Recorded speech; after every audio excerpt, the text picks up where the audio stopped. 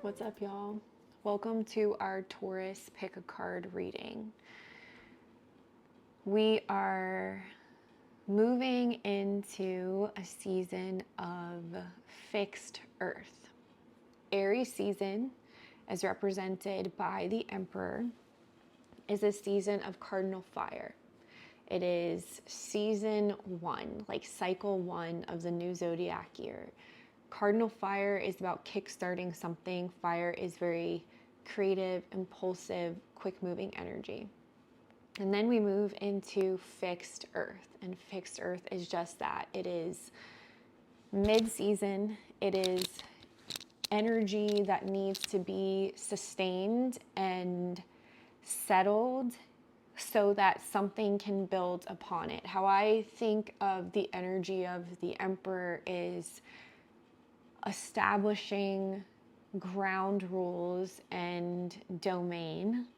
And then when we move into the Hierophant season, it's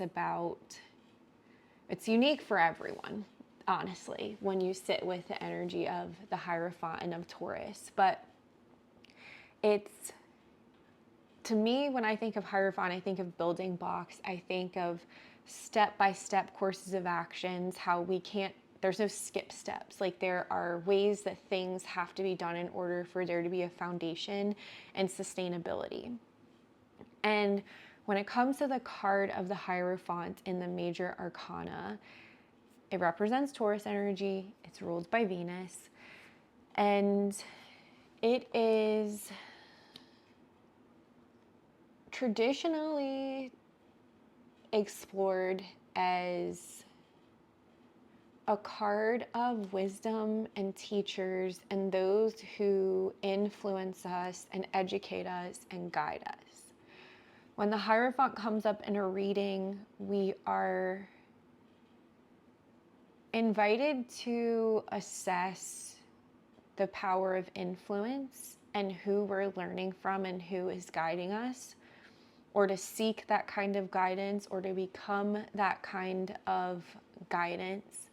But it is both a card of this earth and of connecting with the wisdom of divine, typically through another person. It's not always the easiest card to sit with because it has so many conflicting meanings when you listen to people talk about this card. For a lot of people, this card brings up like frustration with tradition, especially when it comes to spiritual traditions or diplomatic spiritual traditions. And so when I first started sitting with the tarot, I didn't always love when this card came up. It made me feel a little bit uneasy. However, the more that I have sat with it, there are traditions that are here to keep us alive and grounded and to teach us and hold space for us to explore the wisdom of our ancestors, like the people who have gotten us to this point, who have learned things that have sustained, humanity for however long. So I think that there are also a lot of gifts that come with the energy of the Hierophant. I am going to dive more into this May 1st when our podcast episode comes out on Spotify or YouTube or the podcast app on Apple. So stay tuned for that. Before we dive into our pick a pile reading, which I have 2 piles to choose from. One is the card, the 3 of Feathers card, which is represented by a moth. It says release and recovery. This little crystal is associated with this pile. This is green banded calcite. It's a very loving, very heart chakra. I love keeping this in my pocket. And then we also have a dragon present for pile 1.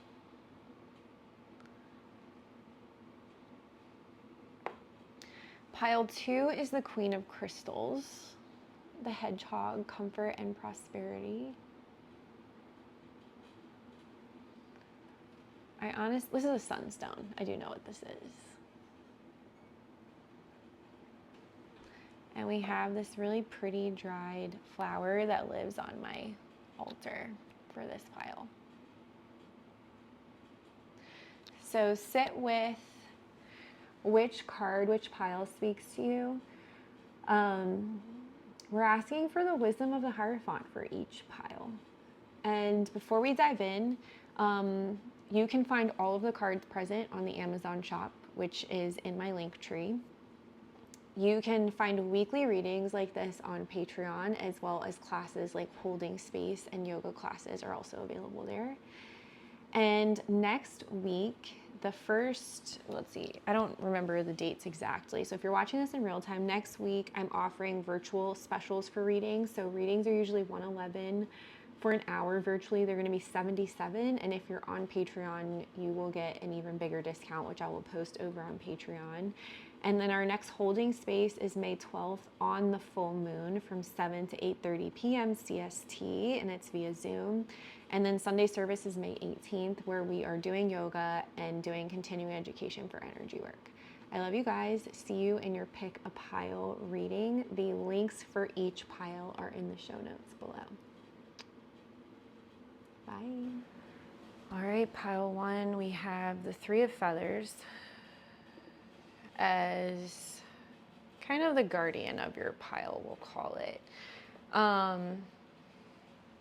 Three of Feathers is associated with Three of Swords in traditional tarot. And this card oftentimes is represented as heartbreak. And the other day I was thinking and sitting with this card, and I felt like the Three of Swords, although could be associated with an actual physical heartbreak, like the ache in the center of your chest, it is also, to me, a card of the heart's capacity to hold and finding that growth edge in our heart, in loving and softening and being opened and feeling into what it means to be in our heart space and finding that point of our edge point, our expansion point, the part where the place where the work is, where the softening and opening could be. It could also be, for some of us in this group, a call to be aware of who and how we give our hearts away. Or for others, maybe asking yourself, what is preventing you from softening and opening your heart? And is there someone or situation that deserves more of your heart and an invitation for you to soften and open in that relationship, in that interaction? So let's see where these cards take us. These are the oracle cards that I pulled for this group.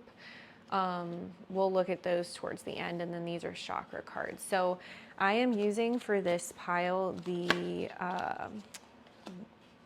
Vision Quest Tarot deck. We have Ace of Water. What are the messages for this group from the Hierophant for the season of Taurus? Ace of Water. This card is really beautiful, especially with the heart space we were talking about in the Three of Swords. It is a flow, a gift, an opening. And I kind of see the points where the swords move through the heart in Three of Swords, water flowing and healing. And in order for you to feel that healing, that cooling sensation in the center of your chest, there has to be an openness to receive.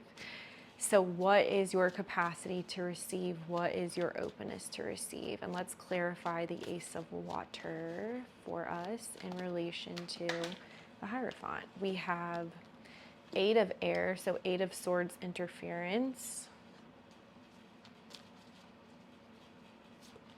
This is about being stuck and not seeing the ways in which you hold yourself hostage. And then the Queen of Cups. Mother of Water. This feels like very stop and go energy, like feeling the flow and then becoming afraid of it and stopping yourself being open and then closing, and being open and then closing. And I'm sensing an awareness of this energy and a frustration that you're feeling. Like, I know I can be better than this. I know better than this. Like, I want to soften. I want to open. I want to be more receptive.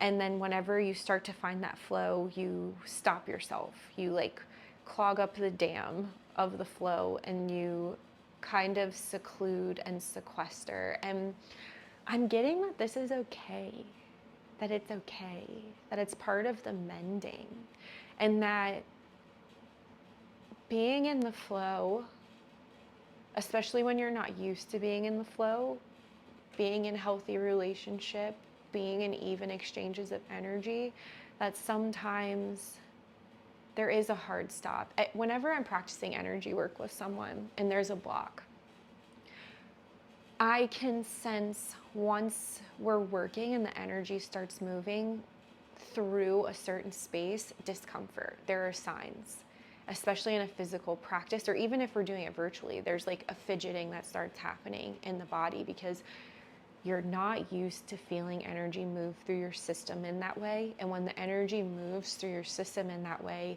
it creates an opening and an exposure to things that we have kept closed off and hidden because it's uncomfortable or it hurts, or because we have convinced ourselves that that is necessary for our safety. And so when there does become this flow of energy, it's a pain point for us. It's a discomfort for us. We're not used to feeling that flow move through. And so when I'm doing energy work and you all of a sudden have energy flowing, you are going to feel different moving through the world. You are going to engage in experiences that you aren't used to because you've been shut off from that type of energy. And it can be exhausting. It can be overwhelming. It is something that you have to be really gentle with yourself as you move through. And that is what I feel the messages in this group is, to be really gentle with yourself and to turn to your practices for support, whether that is prayer or community or movement. What is it that anchors you and brings you a sense of peace and safety without closing or blocking yourself off to flow again? Because that's not what we want. We want to work those muscles of flow and expansion in our energy body and stay open despite the discomfort, because having flow is in our greatest and highest good. Learning to have boundaries is also in our greatest and highest good. What we don't want to do is continue closing ourselves off and shutting down when we are wanting more, when we are needing more, when we are becoming aware that being closed off and shutting down is preventing us from living a life of joy and peace and community. Let's see what else we have. Mother of water, 8 of air. Oop. 5 of water, the star, and the moon. I'm going to read all of these upright today. And the moon. This is such a beautiful card. This card came up in a podcast I was listening to today, and I think of all the depictions of the star, this deck has my favorite. And the star comes after the tower, which has been showing up so much in like all of the readings that I do for myself and in a lot of community readings, which is about loss and the ground being ripped out from under your feet. And we have 5 of water here, we have loss. And I feel like as healed as some of you feel and as whole as some of you feel, there are things coming up for you that feel uncomfortable, like a little wiggle under the surface that's just making you uncomfortable and filled with a little bit of doubt. And I also love this card of the moon. It's like the moon cards in other decks tend to be really scary. There's like things coming up from the surface because the moon's all about our subconscious. And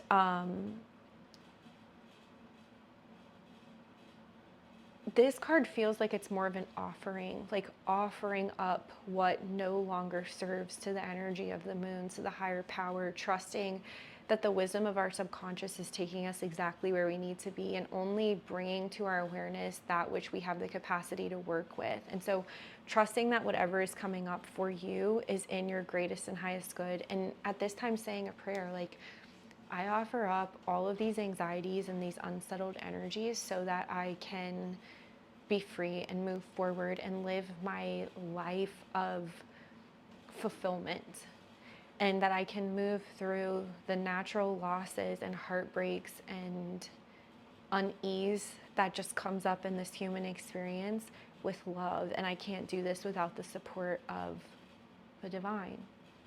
This feels like an offering. Like, you don't have to carry it all by yourself. Let me hold some of this for you, I feel is the prayer. Let's look into these oracle cards. We have share your voice, come out of the cave, no. This card came up in holding space, wait, postpone, say no. And we have transformation, deep healing. Things are changing at a cellular level. I feel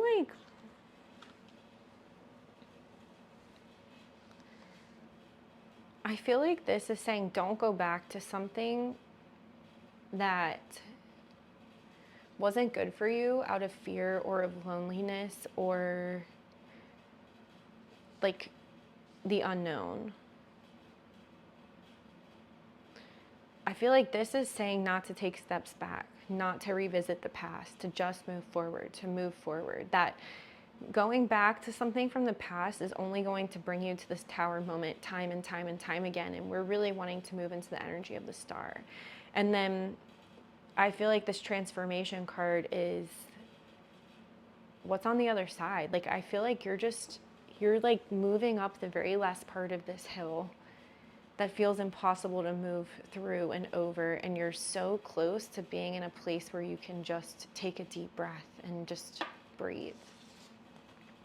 Chakra cards. I lovingly accept all areas of my being that secure my survival. It's first chakra, root chakra, and fourth chakra. Everything that I am is beautiful, lovable, and has been created by God.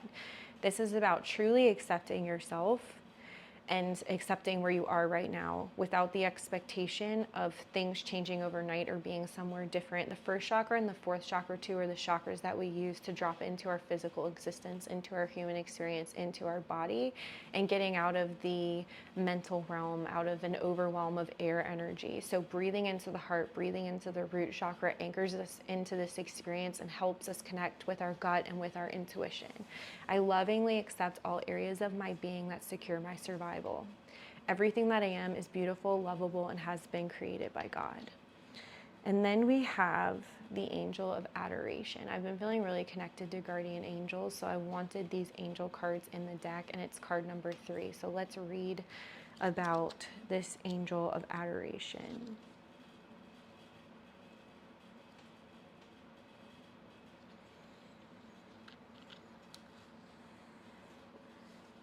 Adore yourself, love and appreciate who you are. Begin by doing one thing each day that expresses self-love that increases to 4.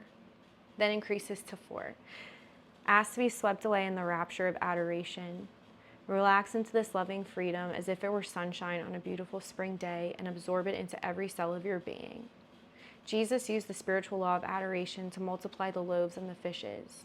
Although fish may be a little out of your range, you can experience miracles through your feelings. When you are filled with self-love and reverently give thanks, the love increases. Watch your loved ones light up when you adore them. Likewise, your body responds as you learn to relax within the embrace of loving adoration. Witness the lines in your face softly being transformed. So as I'm reading this, I'm really seeing like cringe when it comes to accepting love and adoration from the people around you, so much so that you create space between the people, you and the people that you love the most. And I'm getting that the invitation is to soften into your body and to notice how your body responds. And the easiest way for you to begin addressing this is in the body. So just like it says, like, soften the tension in your face, soften the tension in your body. Take a deep breath into the root chakra, so the space at the very base of your spine, or take a deep breath into your heart space, like the very center of your chest, or both, before you respond to love and adoration with contraction. Practice expanding on a physical level with expansion and not swatting any kind of love away with your words. Pile 1. Peace out. You can find all of these cards on the Amazon shop in the Linktree link below. And you can also find access to the Patreon, where I do weekly readings just like this, as well as post guided meditation and energy work for Taurus season, and replays of Holding Space, the class that we have together monthly. And as of now, yoga classes and full moon readings. Peace out. Pile number 2, the Queen of Crystals, Comfort and Prosperity. This little hedgehog is so cute. My sister, for a very short period of time, had a pet hedgehog. She bought it clothes and everything, and that thing was so mean, which I think is funny. The Queen of Pentacles is also the Queen of Crystals.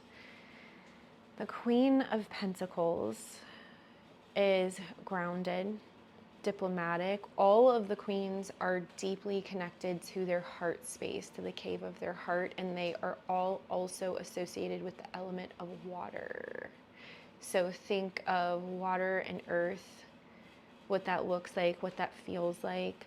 Lately, when I meditate on mud, because that is basically what water and earth is, I think of, I feel like it's so cleansing, and I feel it in the center of my chest, and I want to play and be this wild river child and enjoy a wet summer day and just be carefree. That's what comes up for me when I think of this energy, this earth and water energy. And with the Queen of Pentacles, she is very graceful.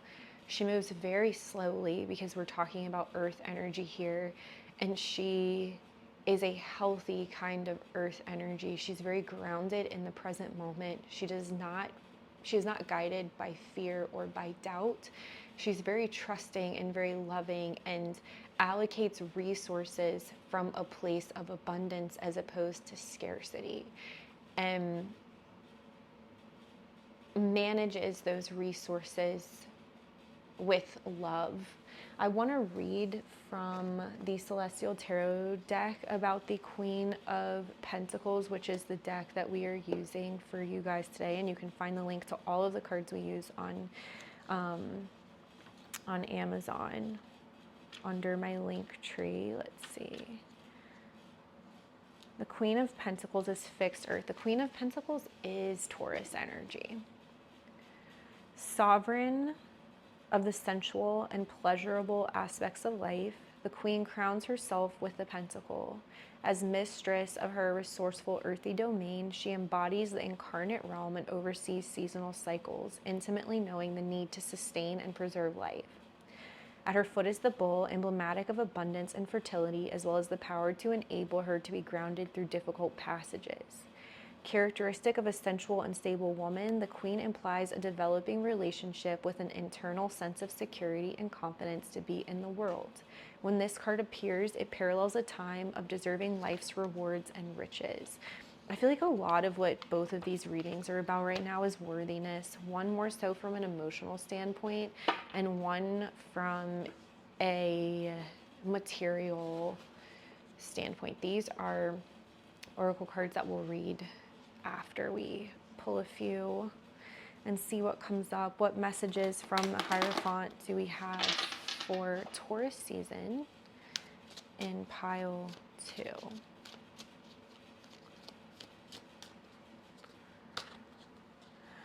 Fixed earth, the Queen of Pentacles, y'all.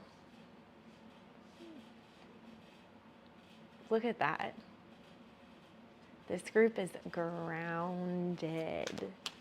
This group is sensual. This group is stable. This group, I feel, is moving with their heads held high. Like, I've got this shit. Mercury, the magician. Ooh, this is big energy. Ugh. 10 of Cups, water. This is, y'all, this is like fulfillment. This is creation energy. This is alchemy. This is thoughts being put into action. I'm surprised we don't have any fire yet in this reading. This is creation energy. Cardinal Earth, King of Pentacles.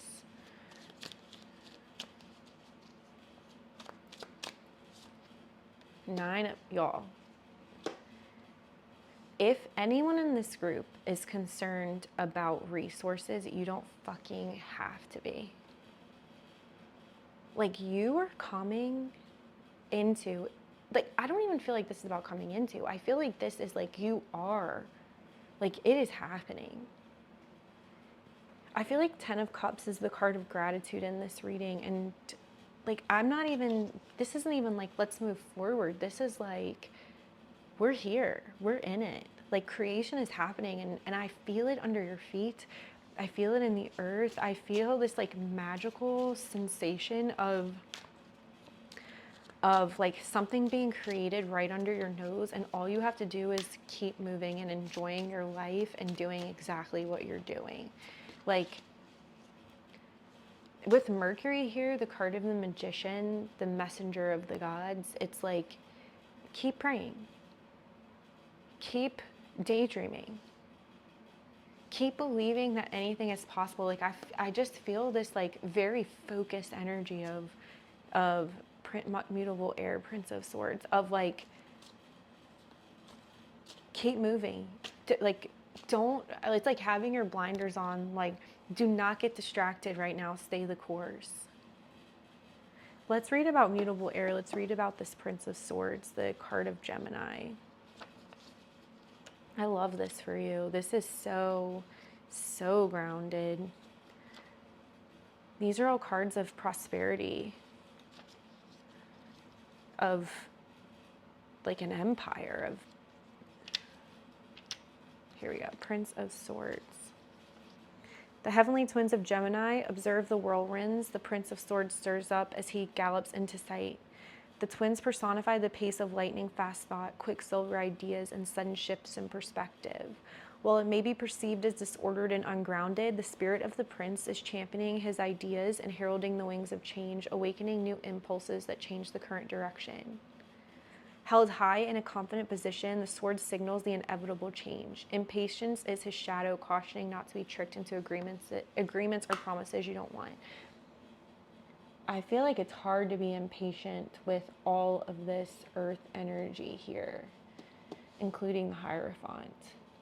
I almost feel like the warning is to not be so in the earth that when something presents itself, let's get clarity around the Prince of Swords, that you don't, like, you're not open to the movement. But I feel like with 10 of Cups here, with Mercury and with mutable air, I feel like that is the movement. Like, you are in the flow. Clear. There we go. 3 of Swords in reverse. Wow. This is like, do not let, this is like truly a, the 3 of Swords to me is a release. I don't feel like you're letting anything get in your way right now. Like, you are in the fucking zone. Let's read your oracle cards and your chakra cards. We have, I take my place in the divine order with confidence and strength and happily fulfill my tasks. Second chakra, soles of the feet. Did I not say I felt energy under your feet? Auric field of the etheric body. And the 5th chakra, which is swords energy and Mercury. My actions lovingly support the development of everyone involved. This is like you are in a leadership position, like you are drawing in that which you desire, and it is for the greatest and highest good of everyone involved. Like, bitch, you are aligned. We have get grounded. You is. Pillars of light. Your vibration is rising. You are the oracle. Longing for home, belonging, the original light workers. This is like, bitch, you're home. Like, you are in your element. You are in the energy of creation, but it is a grounded energy of creation. Like, keep fucking vibing. And then your guardian angel is the angel of partnership. Why does this feel so fucking good? Especially with both the Queen of Earth and the King of Earth. Oh my goodness. I can't even figure out which book I need. I love this so much. This feels like, oh my God, like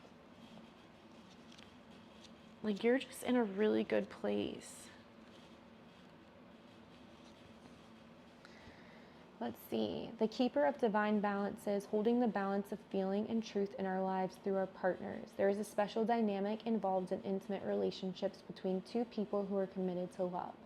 When at last you find the one who is your soulmate, the relationship is tremendously uplifting, supportive, and satisfying. Each day is celebrated and is better than the one before. A love this deep can be your lifeline to survive the most dire circumstances, as well as magnify the joy of celebration and accomplishment 100-fold. This could be about business partner or friendship. Business partnerships that are synergistic open the floodgates of heaven for an unbelievable outpouring of ideas and projects. In sacred relationship, your mate is a partner on the path of self-discovery, as well as your best friend, playmate, lover, confidant, and caregiver. The emphasis is on truth and trust. Repressed feelings can create undercurrents that act as a wedge between partners, and they usually come up during conflict to complicate any misunderstanding.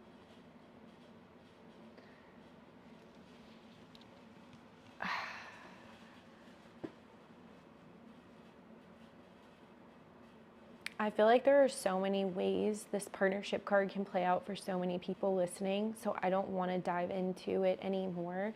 What I will say is that if you want a reading on partnership or love or business partnership or community, put it in the comments below and I will post one of those readings or all of them depending on time on Patreon.